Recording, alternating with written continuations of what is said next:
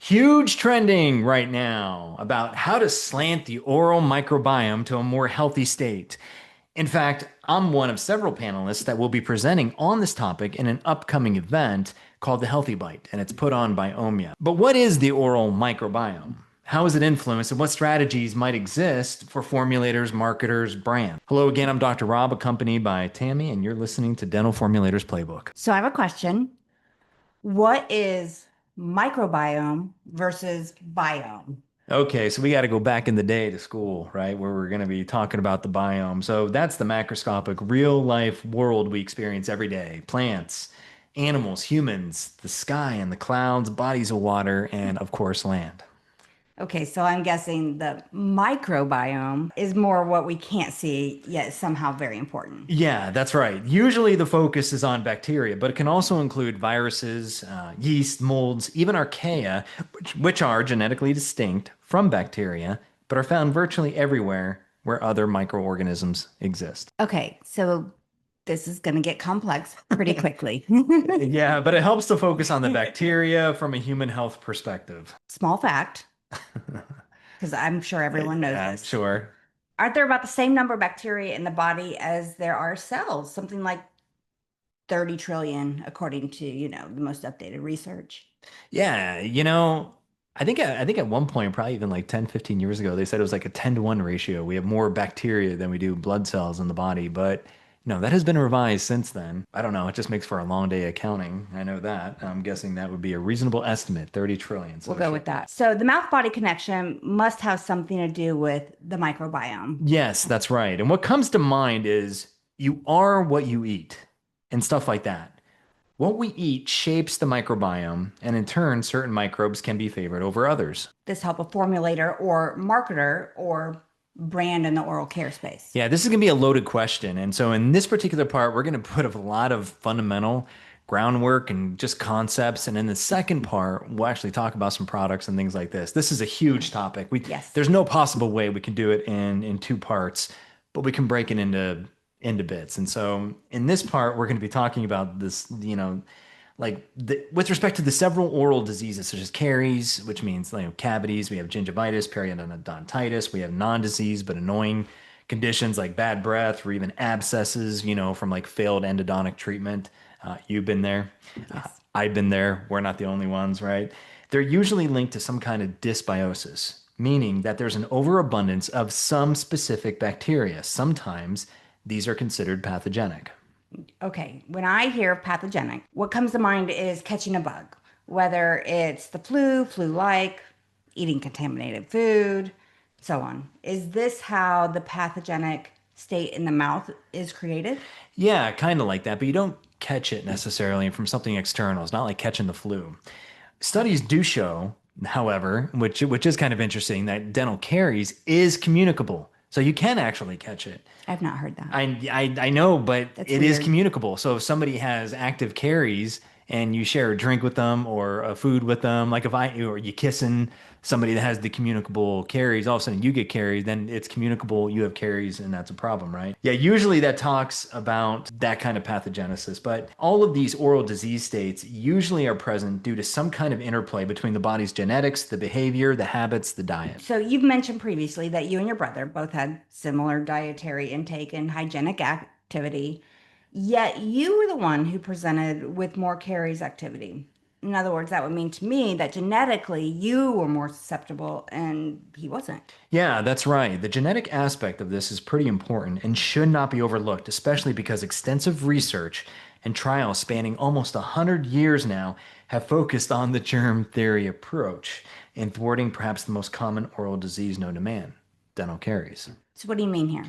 In short, vaccines. A lot of effort, time, money, trials, hypotheses tested, animals, rats, monkeys, the whole gamut, Mhm. have been explored in hopes of minimizing or even eradicating dental caries. I didn't know that, but it does make sense. I mean, we have vaccines for a number of diseases. Dental caries would seem to make sense. Yes, but therein lies the problem. What exactly is responsible for dental caries? Well, they usually attribute this to Streptococcus mutans, right? I hear and see that everywhere. Yeah, that's a huge target. But initially, we have to go back to the early 20th century. The raging thought at the time was Lactobacillus acidophilus. This species thrives in acidic environments and produces tooth-dissolving acids, such as lactic acid, and is routinely found in teeth with decay. Then there was a shift more towards S. mutans, because this species is also found in decay teeth. It thrives on the collagen-rich dentin, which, lies underneath the enamel and which becomes exposed in dental caries, and is especially adept at forming biofilms, the home, if you will, of the bacteria. However, it's now generally believed there was more than one player here. Mind you, not everyone in the world believes this. There's going to be varying thoughts among dentists and organizations and trade groups, academics, governments, and so on. But as of 2025, there does not yet exist a dental caries vaccine. No. To me, that would suggest dental caries is much more challenging to address than, say, smallpox, which sounds kind of strange, and then there's likely more than one bacteria type responsible for the disease. Yeah, that's correct. And this is where this gets messy. And mind you, researchers, again, we're talking wherever they are, in government or centers, if they're in companies, if you're in academia, if you're, wherever, they often pursue certain narratives. As long as dental caries exist, though, there's always going to be a lack of certainty, and this will create confusion as well as opportunity. So before going on, I'm curious, what are some of the vaccine approaches that have been tried? Yeah, that's a good question. And without going down too many rabbit holes, I'll be as brief as possible. So initially, vaccines were based on lactobacilli. This was studied in the 1940s in animal and human models. But although lactobacilli counts could be reduced, the overall caries incidence for those, treated with the lactobacilli vaccine was not. They still had caries. So a different approach was then employed based on agglutinizing action. What that means is clumping. How Okay. can we cluster some of these bacteria to get them away from the tooth? Can we like capture them with a net? Think about fishing, Okay. how can we cluster them? And so that was the approach that was looked at in the 1960s. And the efforts then focused on S mutans because S mutans are core to attachment to the tooth surface. Lactobacilli, for instance, need a home in order to, Okay. have that attachment. The streptococci species in general, really good at that. S mutans is one of the leading, characters involved in that. So they were looking at the S mutans. What they were doing is, well, how can you try to interrupt that attachment? You look at the antibodies. Your body and your salivary glands already secrete immunoglobulins like A. If you're a human, and that's also in rats, they have also a G type of immunoglobulin for monkeys. Okay. Kind of interesting. Although those are secreted and such, there was the thought, well, maybe we could boost that. Maybe you just take, maybe some S mutant cells and you just infect, or you take aspects of some fimbriae or something, some kind of characteristic that can make your own body produce more of these Okay. immunoglobulins. The only problem is, and actually some of these studies were done at the IU School of Dentistry, and even with my mentor, they showed that there could be reduction of smooth caries, those that are on the smooth surfaces of the teeth Okay. in rats. They looked at this in rats, but overall, there wasn't an overall, statistically significant reduction in caries. So, there's that cost benefit, and well, if you don't really see a lot of that, how can you move forward? I think that's kind of interesting.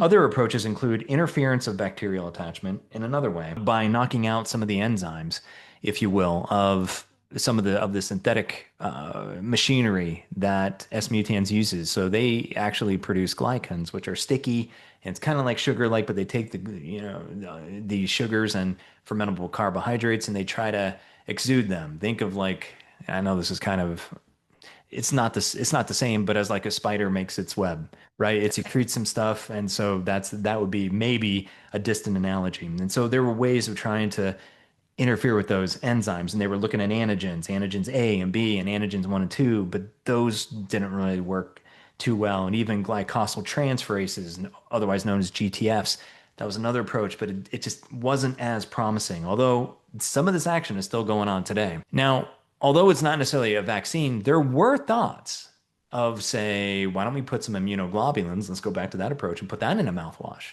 and say, well, maybe if we have certain immunoglobulins that can maybe help boost the impact against some of these microbes. But the problem with that is the immunoglobulins are going to face the same problem that all the other actives do whenever you put it into a formulation. What is the substantivity? What happens whenever it's diluted?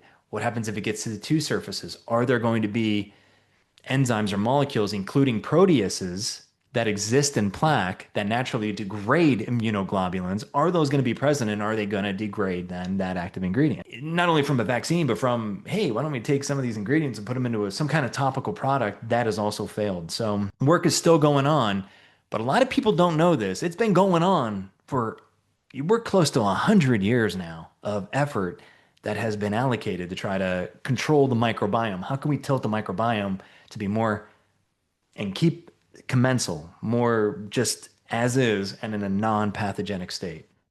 That's very interesting. For the cause of dental caries, which is an example of an oral dysbiosis, is what you call it, many blame big food, like the big cereal and candy companies, due to the sugar and carbohydrate content, which in turn feeds the bacteria. Yeah, if you subscribe to that kind of theory, then you would say, well, okay, well, then you're going to balance that by having big pharma or big OTC have dental products that can help control that. So then you're trying to, you can eat the sugary and carbohydrate rich foods, things that you enjoy, and you can counter that then with all these products. That's one way of looking at it. But in reality, it's a much more complicated thing. And because we're always eating every day and our behavior and our Right. genetics are such and whatever else, this is going to be an ongoing thing, And there's natural sugars There, and fruits and whatnot. yeah, there's always going to be some issues. Okay, so in doing so, some may say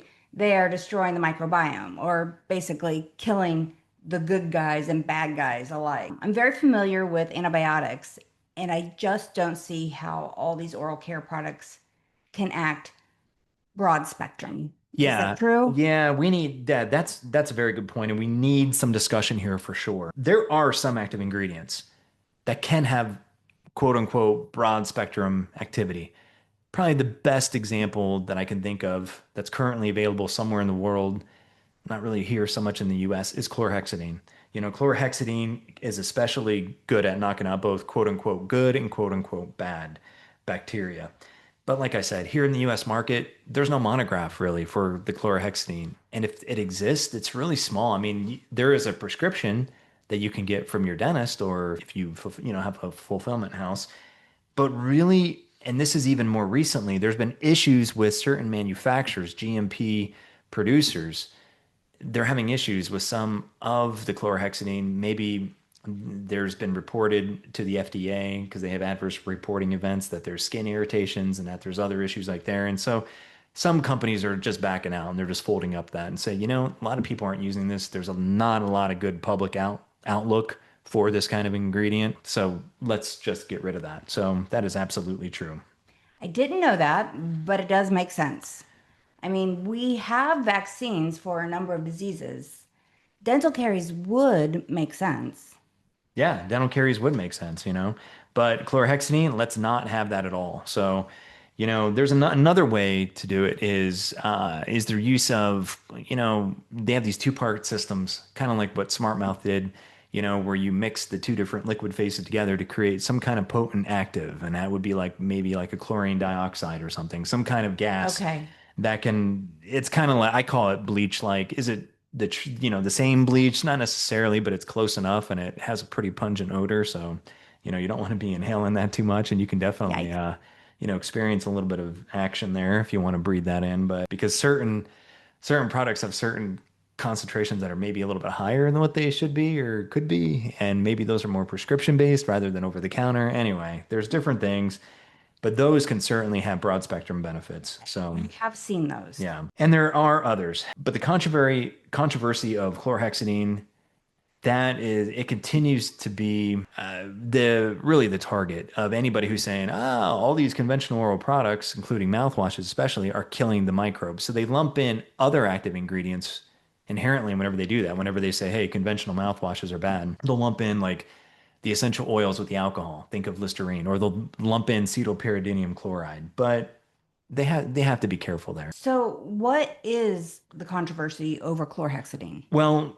Cosmetically, it's the big one. So I know everybody says, well, we don't want the microbiome getting destroyed. I'm telling you, if you have an abscess or a toothache, you want that toothache to go away first, right? I mean, Mhm. you're probably not caring too much about the bacteria living or Right. dying. You want to get that pain and get that Absolutely. situation taken care of either right after you have your surgery, or right before you see the dentist, whatever be the case. But the number one thing that people don't like about it is it maybe have its funny taste a little bit, but the staining, it stains teeth like a red stain. So then and that looks nasty. Nobody wants to have that kind of stain. So, and studies have been done, which is interesting, that shows that if somebody is on a chlorhexidine rinse, they'll actually have higher blood pressure. Wait, it raises blood pressure? Yeah. How does that work? So this is a really interesting point. And again, this stuff is only more recent. So we're talking well within the last 10 years, there's becoming more studies that are exploring this. Again, the whole body connection. What is the mouth body connection Hmm. and all this other stuff? And this definitely relates to the microbiome. It relates and it is involved with digestion, meaning what we eat. And it brings us back to the strategies that might help the oral microbiome. One of the most in vogue approaches now is how you can influence your microbiome by what you eat or chew. Do tell. So, in our oral environment, there exists over 700 bacteria species with about 20 genera involved in the nitrate reducing process. So, this is the buzzword we're going to use, nitrate reducing process in the oral environment. This includes the actinomyces, the streptococcus, the porphyromonas, Prevotella rothia, Veillonella, and there are others. In particular, species with actinomyces, rothia, and Veillonella are among the most potent nitrate reducing species, although some Prevotella and some streptococci species have also been reported. Wait, so nitrate reducing and all these bacteria, some of which I recognize, a lot of which I don't, have negative connotations, like actinomyces are associated with gingivitis. So what gives? Yeah, so that's one aspect of it. You're going to have maybe we considered, opportunistic as well as commensal species. Maybe some of the commensals are opportunistic, and we'll talk about that in, Okay. in in just a little bit. But let's first talk about that buzzword nitrate reducing. What Yes. is that, right? So in order to understand that, there's been some really good reports that have been published. And one of them is in 2015. There was a paper by Hetzel and Weitzberg in the oral diseases, and they provided an excellent review of this. So somebody can look that up. You can Google that. You can get that paper. I think it's open access, and it's really important because they address the nitrate reducing activity in the oral environment and specifically related to nitric oxide. So, nitric Okay. oxide. Yeah, this is very important and it is becoming more popular, but some of the clinical outcomes for certain medical treatments are lagging. But it is important because nitric oxide itself is involved in a lot of our physiological processes, including metabolism, host defense, interactions, antiplatelet aggregation, nerve transmission, and even vasodilation, which helps lower blood pressure. Okay. Okay. In fact, the identification and role of endogenously produced nitric oxide won the Nobel Prize in Physiology and Medicine in 1998 by Furchtgott, Murad, and Ignaro. Okay, so this is very important. Why haven't we heard more about this? A lot of these things are failing in the clinical stages. It's hard to get some reproducibility, with our, human studies, any biological study has a lot of variability. And so it's really hard to get that. And, especially with the oral microbiome, yours is going to be different than mine, is different than our listeners, I mean, depending on what you eat, your genet, all this stuff. Lots of variables. Lots of variables. But, some companies are trying to get stuff done. So I recently seen a published report that Colgate had a 2-year caries clinical trial using arginine, right? And this arginine goes back to at least almost 20 years ago, in fact, when somebody else was, Dr. Kleinberg was promoting this in prophy paste, and it was for sensitivity. Colgate got on board and with that kind of approach. And they're kind of revisiting this because they want to say, well, maybe there is something to this nitric oxide and benefit. So they did clinical study that showed some benefit, but that would be one example of maybe an approach that might be coming out with clinical benefits. But it's early to see. We can't guarantee that, but that's an example of a fairly large company, pretty well versed in oral Yes. care, trying to look at the exploration of using this as an anti-caries Okay. kind of. So it is being It explored. is being explored. You did mention that briefly in a previous episode. Yep. And you think they will likely pursue an NDA with the FDA, if I remember correctly. Yeah, maybe. We'll see. But how does nitrate reducing relate to arginine? Yeah, so this brings up the pathways, and there's two major pathways that exist in our bodies to produce nitric oxide. The first way is through nitric oxide synthases or NOS, NOS. I think there's like a power drink that's called I NOS, like think so. nitric oxide, it's the same NOS. It's not the same, I don't think they have the same thing, but they might. I don't know. I haven't looked at it yet. Maybe they've, redid their formula.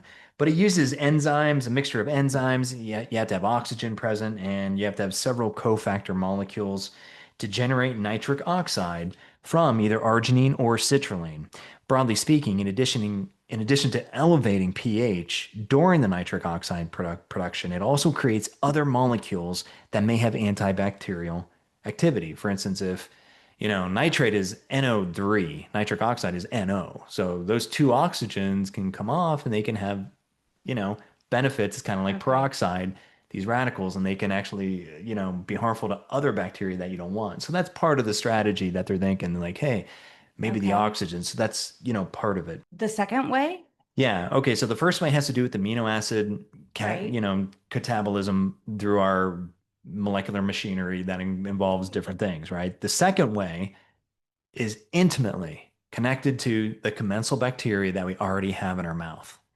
Okay. The nitrate reducing bacteria, which is Yes. what you were talking about, Yes. such as Actinomyces species. Yes. So wait, what types of foods? Yeah. So that's going to be important, right? How are we going to introduce nitrate in the mouth? Yeah. Diet, right? So the food is actually what every family doctor and dietitian and mother, possibly even grandparents in Italian restaurants want you and your family to eat. Vegetables and leafy greens. Mm.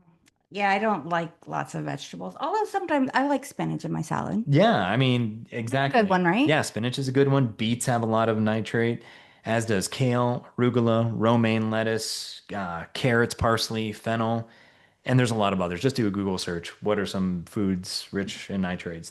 You'll see too many probably. Okay, so how do these nitrates get converted to nitric oxide? Well, those 20 genera of bacteria that we talked about earlier manifest microbial machinery that reduce nitrate, NO3, to nitrite, which is NO2. So they peel off one oxygen. And then our bodies can do the rest with the NO2 Okay. once that happens. So while chewing your food, think about this. These microbes responsible for this reduction reside not only on your tongue and other sites within your mouth, like the palate, like your gingival line, your gingiva, like in your cheek, under the tongue, whatever, but also in your salivary glands. And that's really important because nitrate can either be released from your glands or it can be uptaken into your glands as you're chewing your food. And then, if there's microbes in your glands or even in different sites within your mouth, if those microbes are nitrate reducing, they take the nitrate and they reduce it to nitrite. And then you swallow, and now it goes through your body system. Okay, so sounds complicated. Then what? I mean, where now? Well, when we swallow our food, so things are going to go obviously into our Mhm. stomach and stuff, right? So we got, our stomach and we have intestines, and those are readily going to absorb nitrates, any nitrates that weren't digested, or nitrites. Those are going to be taken up and they're going to be recirculated in throughout our body. If they're not going to be used by the body, they will be eliminated by the kidneys. Okay. About 25% of whatever dietary nitrates we eat. So if you take that spinach salad and you eat that, about 25% of that nitrate will be recirculated into our glands. And they call that an enterosalivary circulation. Once they get into the salivary glands, it can then be again released into the saliva. So it's a cycle. It is a cycle. Yep. Okay, so this is interesting. And being from the pharma side, I'm curious, what is the half-life of ingested dietary nitrates? Well, our intestines are really adept at absorbing dietary nitrates. So within 15 minutes, you're almost going to meet peak levels of absorption. And that half-life then stays for about 5 to 6 hours. Okay, wow, that's a long time. So any unabsorbed nitrates, not broken down nitrites, and not directed into the salivary glands are then excreted by the kidneys, is what you said, right? Yep, that's right. And that really constitutes what's considered the nitrate, nitrite, nitric oxide pathway for inorganic nitrates that requires commensal bacteria. Or you could simply just say it's a nitrate reducing pathway. Right. But The nitric oxide synthase, NOS, NOS, NOS, NOS yes. pathway, relies on the catabolism of arginine and citrulline amino acids via specific nitric oxide enzymes and several other molecules. Yes, that's right. So you can imagine the opportunities that may exist in promoting oral microbiome via nitric oxide generating approaches. So if you have products, tooth powders or mouthwashes or things that are supplemented with arginine, Okay. citrulline, you're taking advantage of that NOS pathway. Okay, so that makes sense. From a formulation perspective, we often suggest using citrulline for topical oral products. Yeah, we do, mainly because it tastes and smells better than arginine. Really, that's the truth there, you know. It's not the primary amino acid that's usually targeted there. We understand that. But trying to get the sensory right, all the sensory aspects of that product right, yeah, that's what we would do. Okay, so those approaches target the NOS pathway Yes, then. ma'am. That's right. And separately, there are gums, chews, and mints that target the commensal bacteria pathway. You can do a search even on Amazon, you know, go to Google and you put in like nitrate chews or nitrate gum, and you'll see some different combinations. They'll either use beetroot or maybe they'll use inorganic potassium nitrate. So potassium nitrate, that reminds me of the hypersensitivity toothpaste That's right. use, right? They use Yep. potassium nitrate. So wouldn't that fit into the NO pathway as well? You know what? Yeah, I think it could be possible, but it hasn't been explored yet, to the best of my knowledge. I haven't seen any studies that look at that. So for these toothpaste that contain potassium nitrate that are indicated for sensitivity relief, they usually hold like 5% potassium nitrate, Mhm. right? It would be interesting to see how that affects the nitrite levels that are produced not only in the plasma, but then also in the saliva. That would be a great study. Another more recent toothpaste has been created by Colgate, and this involves stannous fluoride. Stannous fluoride needs some stabilizers to help it, well, be stable. You don't want the stannous ion getting oxidized. And so, one way that has recently become popular that Colgate uses, they have patents on this, and they have products out there in the commercial space is through the use of potassium nitrate as well. Maybe not necessarily 5% level, but they have it. That would be an interesting avenue for them if they're listening, or if anybody is interested to do a study that they could look at. Is your stannous fluoride toothpaste having a positive oral microbiome benefit by virtue of having potassium nitrate in the toothpaste? So I guess the argument against the toothpaste use is that the other ingredients then would scrub away the bacteria. Is that what you think? Yeah, but it's not going to be an all or nothing thing, right? I mean, it's going to be a part of it. In fact, so even consider this. So the act of spitting, or if you could not feed yourself and you had to have intubation, Okay. right? They've looked at this. And if you have, whether it's spitting or the intubation, the nitrite levels in the saliva and in the plasma are lower because you're interrupting that enterosalivary circulation pathway. You Okay. have the digestion, then it's coming back up. But we have to remember, just like how you would take any kind of dissolvable chew, whether it's mint, whether it's a thin strip, you're going to have absorption, or even just drinking whatever, you know, you're drinking, like water, lemonade, whatever. If you're eating, you're going to have some absorption that starts not through the stomach, but through the mucosal linings that are in your mouth. I would say, on estimate, probably about 10 to 15% of whatever is in your mouth is getting absorbed through the mucosal lining. Digestion begins in Yeah, the in the mouth. mouth. And so if that can happen, then you're going to have whatever ingredients that are there. And we already talked about nitrate can readily be absorbed into the salivary glands. And the bacteria that are already in your mouth are already, especially those that are nitrate reducing, they're already going to have that affinity to that. So they're going to take that in. So that's only going to be augmented through the use of some substantivity ingredients. What are those types of ingredients? Surfactants, humectants that help spread that, reduce surface tension, maybe elicit some kind of sweetness where you have even more salivary secretion from the Mhm. glands.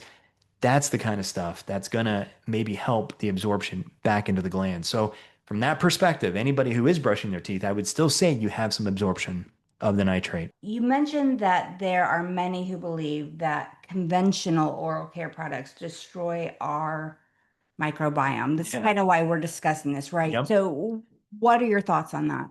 Yeah, that returns us to the question of what are commensal bacteria? Right? Yeah. So in general, all of the bacteria in our mouth are considered commensal, especially if we're in a non-disease state. Okay. Okay. When symbiosis is tilted towards disease state, then some of those commensals become too aggressive and become pathogenic. Those that readily do this, that don't need much urging, they're called opportunistic. Opportunistic, meaning they can behave, Hmm. but if they're inspired to do dirty, it doesn't take much, right? They will. Kind of like giving sugar to a group of kids and then watching that sugar high unfold and crazy, right? Yeah, that's right. In the absence of that specific stimulant, whether it's food or fermentable carbohydrate, like, that's rich in that, or like sugars and stuff, then you're going to understand that the bacteria will more or less behave, assuming you're keeping your teeth clean and everything else, right? With respect to the streptococci species, it would hold then for S. mutans, S. mitis, S. oralis, S. o'brien, all of these, even though they sound like they're bad and they're the target, if there's no reason for them to be bad, then they're just going to exist as commensals. The same could be said for the various actinomyces, Porphyromonas, lactobacilli, and all the other various bacteria groups. Okay, so overall, you're saying in general they behave themselves. However, if the opportunity presents itself, whether it's introduction of sugar or perhaps lack of proper hygiene, Yeah, or maybe even an abscess tooth from an operation gone bad, there you you go. know? Then that's when the bacteria can become Absolutely. prolific. Absolutely. So this is important. You're saying that some of the quote unquote problem bacteria reside in our mouths are not necessarily quote unquote bad, if I'm understanding you correctly. Yeah, I mean, we cannot say equivocally that all lactobacilli are bad, right? We talked about at the beginning that was one of the targets for But the most for the do, vaccines. right? Not necessarily. Explain the probiotics. A lot of people are just throwing Okay. lactobacilli at the tooth and saying, or in the mouth saying, hey, we're helping the microbiome. But then Okay. that would confuse people because somebody will say, but isn't lactobacilli one of those, opportunistic pathogens? Yeah, lactobacilli loves an acidic environment. Like it loves the acids. Sometimes people are putting the probiotics of like lactobacilli in because they're trying to counter the more alkaline, the more higher pH levels of like gingivitis, where Okay. you have again different types of microbes that are at the forefront. Caries more acidic, gingivitis more alkaline, Okay. more pH elevating, and so we have these issues. But it's important to understand that overall, our genetics, our health, or, just our overall health. Do we exercise? Do we are we on any medications that are going to screw us up? That'll do a lot. Right? What is our hygienic behavior? How long do we brush our teeth? What is the duration of that? What is the duration of eating, or drinking something? How good Like is your you toothpaste? drink your coffee quickly. Yes, I do. It could take me 45 minutes to drink my coffee. Right. Right? All of that can influence things. A useful example would be ingesting a nitrate infused drink to help increase levels of nitrate reducing bacteria, which would in turn, theoretically, you would think help improve athletic performance. I say theoretically, but this has been studied. In contrast, using a chlorhexidine mouthwash, if that's going to be more of a broad spectrum, it's going to kind of reduce the nitrate reducing bacteria. It's going to kind of kill them, or at least, inhibit their ability to do the nitrate reducing. It takes a lot of energy. And if they're just trying to survive, they're not going to do it. Studies have shown that in that case, your blood pressure may actually go up. Wow, that's crazy. So, is there research that shows supplementing with nitrates can actually have any benefits? Yeah, there is some research, but it's going to be mixed. And sometimes they show maybe that there's better athletic recoveries instead of maybe Yes. they didn't run as fast, but maybe their recovery was much I think shorter. I've heard You that. know what I mean? So that could be one example. But again, certain people may respond to nitrates better just because of their genetic makeup and whatever commensals that they naturally have. So that's really interesting. With respect to oral health benefits and systemic benefits, the results can be limiting. I will say that. A 2018 paper published in the Free Radical Biology and Medicine by Burley and others reported for active and healthy adults around 27 years of age, you're going to have limited nitrate supplementation with respect to blood pressure reduction. Are you going to have more nitrate in the saliva? Yes. Are you going to have more nitrate reducing bacteria than in the saliva? Yes. Are you going to tap out though in your blood plasma level of nitrate? Yes. Okay. And you're going to have modest blood pressure benefits. Again, for that particular age group. Because in essence, they're already healthy. Yes, that's right. And they did the study. They looked at it up to like 3.5 hours after ingesting that Okay. nitrate beverage. Okay. They said, okay, well, let's just take a look. They did find higher levels of Prevotella and Vianella species, and they were able to identify it. I think they sent it to the Forsyth Institute in Boston, and I think that's a good idea. They're very good at what they do. That was one study, but then a separate study, also published in that same journal in the same year, looked at two different cohorts. They looked at 18 to 22-year-olds, and then they looked at 70 to 79-year-olds. Okay. Interestingly, they kind of mirrored the same effects that they found with the young, healthy 27-year-olds of that other study, meaning that the 18 to 22-year-olds, they didn't really have any improvement in blood pressure. But who had the improvement in blood pressure? The cohort with the 70 to 79-year-olds. They had a benefit. I guess it kind of makes sense. As we get older, just generally, just a general life lesson, we absorb less. So that includes vitamin C, it includes vitamin B. Hmm. That's one of the rewards, quote unquote, if you will, of getting older. Our absorption gets reduced. And so is that really surprising that maybe supplementing in a cohort that is already experiencing inhibited absorption, that there would be a benefit? No, I think it makes sense. But if you're already if your body's working great, you're young, you're healthy, Hmm. you're 18 to 22, you supplement, you're already at that maximum level, you might not experience that kind of blood pressure lowering benefit. Interestingly, in that other study too, they also showed that there were lower Prevotella and Vianella species and higher Rothia and Neisseria levels with nitrate supplementation. That was a lot of information, but it was Well, two different studies in 2018, basically. yeah, One just two looked different at groups. Yep. one looked at 27-year-olds, the And other that was one. after 10 days. So the second one was like they were monitoring them for 10 days of supplementation. Okay. Yeah, not just 3.5 days And or it was 3.5 hours. right, and it was two groups. Yep. So one study showed a high percentage of a Prevotella and Vianella species, yet a separate study showed overall decreases in Yeah. bacterial groups. Yeah. And both of them used the nitrate-based drink. Yeah, and that was a confusing thing. Whenever we look at these papers, they didn't really, I guess the second group who already realized that there was the earlier paper, they were like, well, we don't, they just attributed it to maybe different collection. Maybe it was tongue and saliva, maybe they got mixed, or maybe they didn't do the right collection, or maybe it was just how the data was sequenced, or maybe it was just simply fact that they're just different people and it was 10 days versus 3.5. Like there's so many different factors, so it's kind of hard to relate. Or like you said, the age groups. Yeah, the age, I mean, the cohorts are just different. And so I think it can be confusing from that. The tongue and saliva samples, that wasn't as regimented as probably what it should be, but they didn't know, Right. I mean, they didn't really know. We're going to talk about that in just a moment, but these were studies that were just saying, okay, well, if it's in the mouth, I mean, that's where the bacteria are, Right. whether it's the tongue or saliva, but there are differences. I think that again, it's just the nature of the clinical testing. Clinical testing is tough, and that's usually why you need more studies, you need placebo stuff, you need to have some regimented stuff there to try to Well, rule and you can things out. learn from one study and tighten it up and make a best, basically better protocol for the next study. Well, that's right. And in fact, there was a paper published in late December 2023, and this is in PLOS One. This is also an open access journal.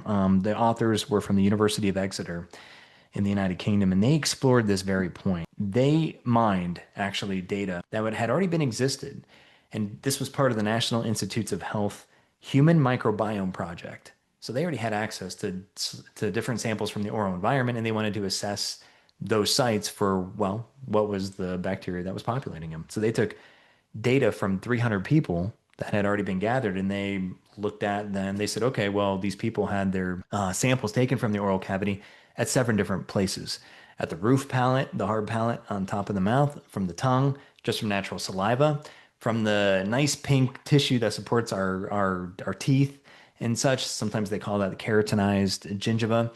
They also looked at the gum line of both above and below, and as well as inside the cheek lining, right? The So mucosa on the lining. 7 different areas Seven within different your body. areas, and they were looking at all these different bacteria. Remember, there's over 700 types, like over 700 bacteria that exist in the mouth, right? And they were talking about all these different genera, and they said, look, you do have different populations that are more abundant in certain sites, like for inside the cheek and on the keratinized gingiva on your nice pink, gum tissue there, and on the roof of your mouth, streptococci dominates. That's the dominating genre, and like 47%, 54%, and 45%. So Of all the other types of genre, and usually you're looking at maybe what they typically do is they look at eight major, Okay. genres of that, and then they kind of group that. In saliva, all of a sudden you don't have any more 40s or 50s. In fact, you don't even have 30s. You don't even have it in the 20s. It drops down into the 15%, and that's maybe at your maximum level. And they found like Prevotella and Streptococci. Those are the most abundant species, followed by Veillonella, maybe at 11%, or other species that weren't part of the major like eight or nine general, types, the families there, And and they all lumped them. all of these different species cause different issues in the mouth, if I'm correct. Is that right? Yeah, they can cause benefits or issues, Okay. if So, we can but say.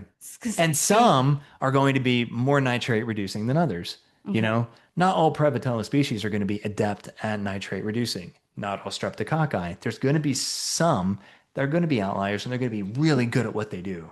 You know, Okay, so out of that 700, they all kind of do different they things. all kind of do different Okay. things. Yeah, we're going to be talking about biofilm constituents whenever we do the follow on to this, because Okay. this is only part one of this episode, just because it's a lot of information. We kind of Yes. got to pace this a little bit. With respect to the subgingival sites, you have Veillonella and Actinomyces. That's at 26 and 10% respectively. And again, that was at below the gum line, subgingivally.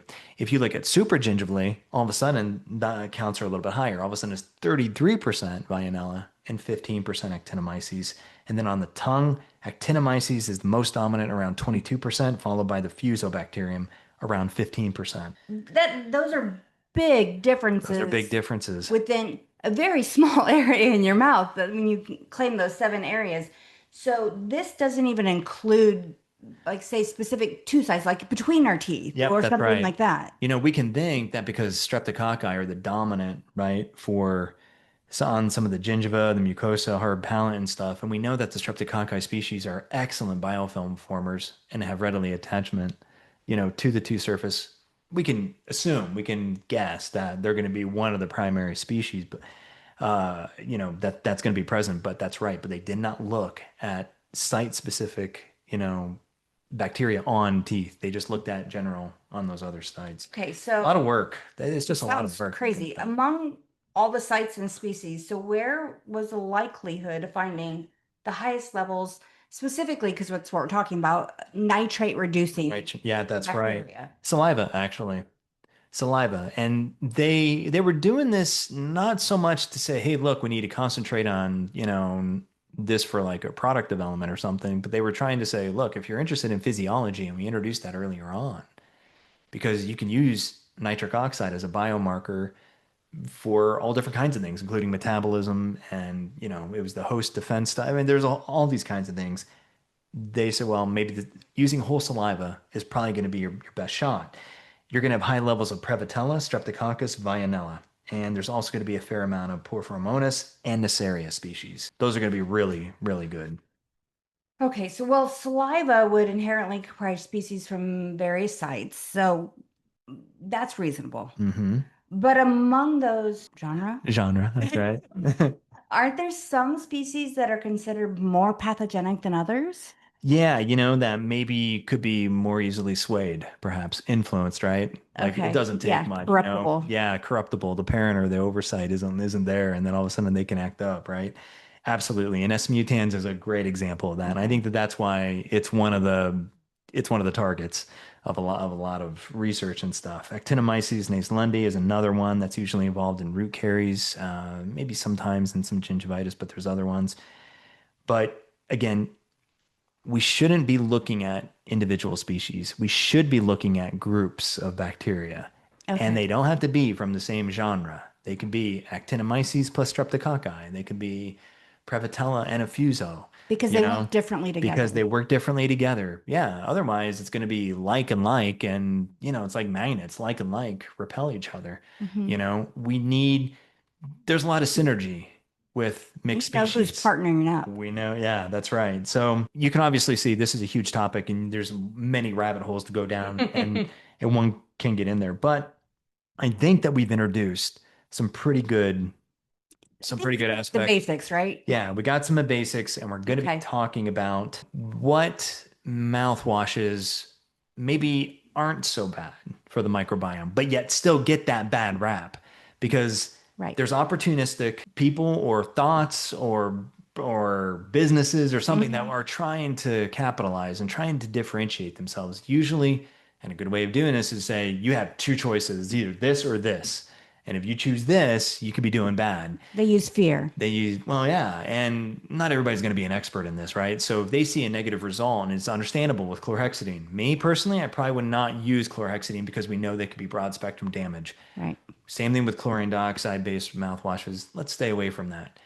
But what about using cetylpyridinium chloride or Listerine?